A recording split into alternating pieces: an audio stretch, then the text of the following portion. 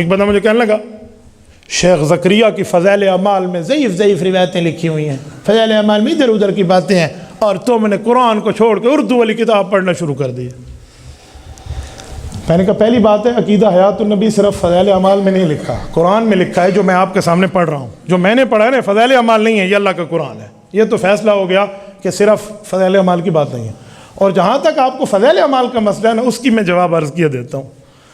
کس نے کہا ہم نے اردو والی کتاب کو شروع کیا قرآن چھوڑ دیا؟ فضائل اعمال تو بہت سی چیزوں کا نام ہے، حکایات صحابہ کے واقعات، عورتوں کے، مردوں کے۔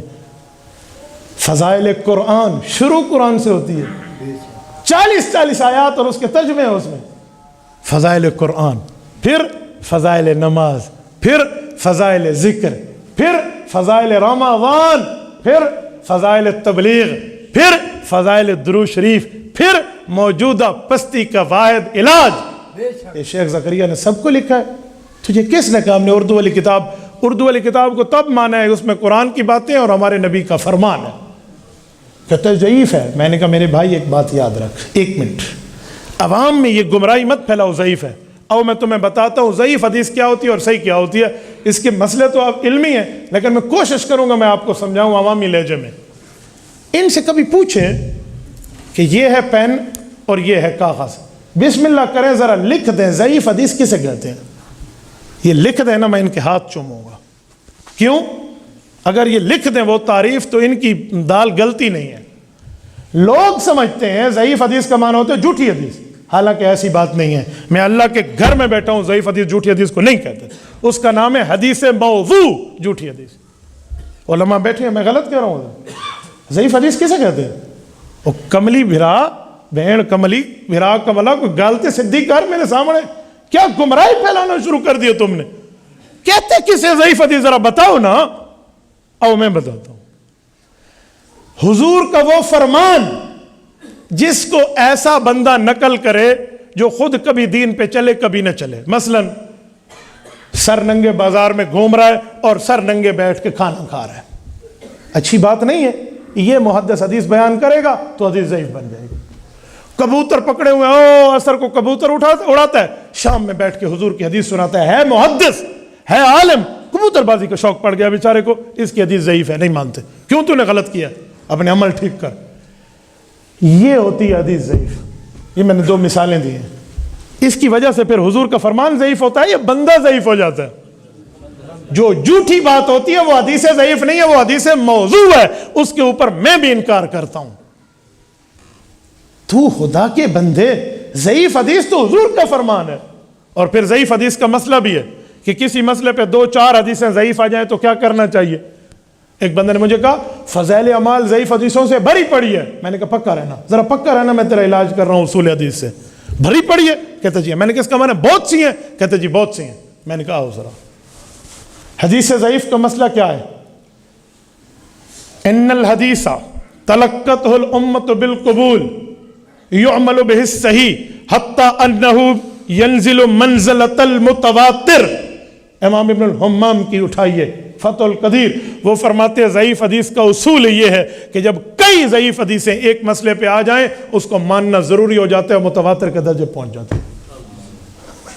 اور تو ہمیں کہہ رہا ہے ضعیف ہے، اور تو کہہ رہا ہے جی خدا کے بندے۔ او میں ایک حدیث شریف اور سناتا ہوں۔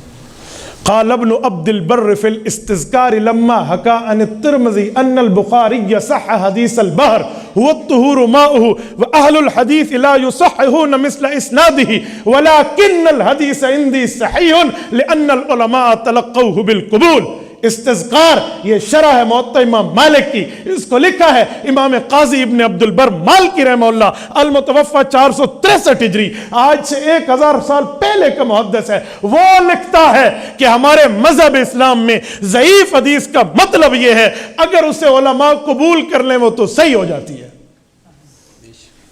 یار تم نے کبھی اصول حدیث پڑھے ہوتے، اصول حدیث سمجھے ہوتے تو کبھی نہ کہتا فضائل اعمال ضعیف حدیثوں سے بھری پڑی ہے۔ شیخ زکریا عالم تھے، فاضل تھے، محقق تھے، جید تھے، فقیہ تھے، محدث تھے، مفسر تھے، تبلیغ میں اعلیٰ درجے پہ تھے، مبلغ تھے۔ وہ سمجھتے تھے ضعیف حدیثیں اکٹھی کر لیں 2 4 5 وہ صحیح کا درجہ ہو جاتا ہے. اسی لیے اس نے صحیح کتاب لکھی ہے. اور تجھے اصول نہیں پتا تھا, تجھے اصول نہیں پتا تھا, تو بیچارہ پریشان ہو گیا. میں ایک مثال دیتا ہوں, توجہ رکھنا, سمجھانے کے لیے دے رہا ہوں, ورنہ حدیث پاک سے کیا نسبت عام چیز کی. آپ کی گاڑی جا رہی ہے, روڈ پہ گاڑی پنچر ہو گئی ہے, آپ کیا کرو گے؟ وہیں چھوڑ دو گے یا ٹائر کو نکال کے اسٹیپنی لگاؤ گے؟ اسٹیپنی لگائیں گے. اسٹیپنی تو چھوٹا ٹائر ہوتا ہے, کیوں لگائیں گے؟ 3 تو ٹھیک ہے نا, کسی نہ کسی طریقے سے چل جائے گی نا. ان 3 نے اسے قبول کر لیا, گاڑی چل پڑی ہے. یار جہاں پر صحیح حدیثوں کی تائید میں ضعیف حدیث آ جائے, تجھے کیا لگا ہوا ہے وہاں پر؟ خدا کے بندے تھوڑی سی اصول حدیث سمجھ لو, کچھ اصول حدیث پڑھ لو. بڑے بول سے رب بچائے, میں تخصص فی الحدیث میں اپنے شاگرد علماء کرام کو اصول حدیث پڑھاتا ہوں, اس پر ہفتے گزر جاتے ہیں. ہم اصول حدیث, ہماری فائل مرتب ہے جو اصول حدیث ہے. اصول حدیث کیسے کسے ہیں, اور صحیح حدیث کا مطلب کیا ہے, ضعیف کا مطلب کیا ہے, منکر کا مطلب کیا ہے, موضوع کا مطلب کیا ہے, مصحف کا کیا مطلب ہے, مدرج کا کیا مطلب ہے, اور حدیث پاک کا مرسل کسے کہتے ہیں, حدیث مشہور کیا ہے, حدیث غریب کیا ہے, حدیث عزیز کیا ہے, حدیث پوری ترتیب ہے. مسلسل بالسند, مسلسل میں منبر, کئی قسمیں حدیث کی, ان میں ایک قسم ضعیف بھی ہے, 16 اقسام ہیں.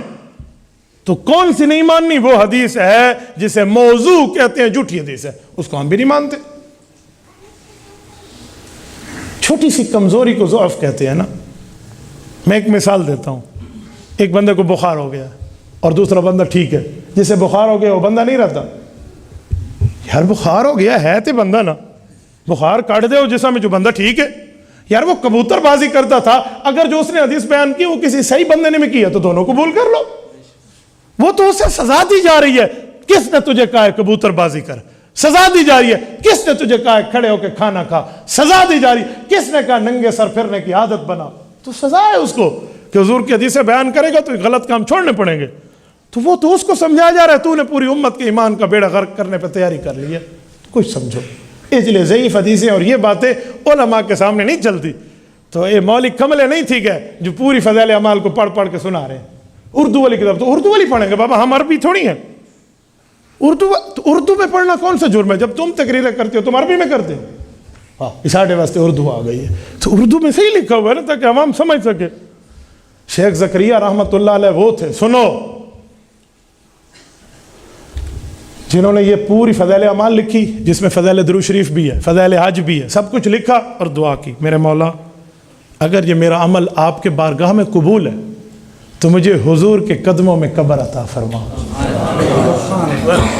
حضور کے قدموں میں قبر عطا فرما. مذاق نہیں ہے جنت البقیع میں قبر مل جانا, اللہ مذاق نہیں ہے پیغمبر کے قدموں میں آ کر ہمیشہ کے لیے سو جانا, مذاق نہیں.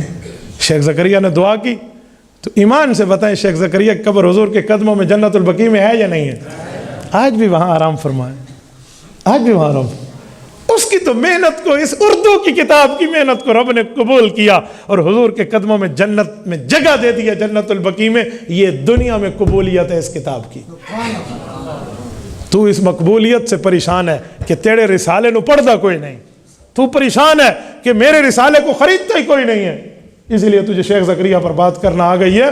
میٹھا میٹھا, ہپ ہپ, کڑوا کڑوا, تو ہم یوں نہیں کرنے دیں گے.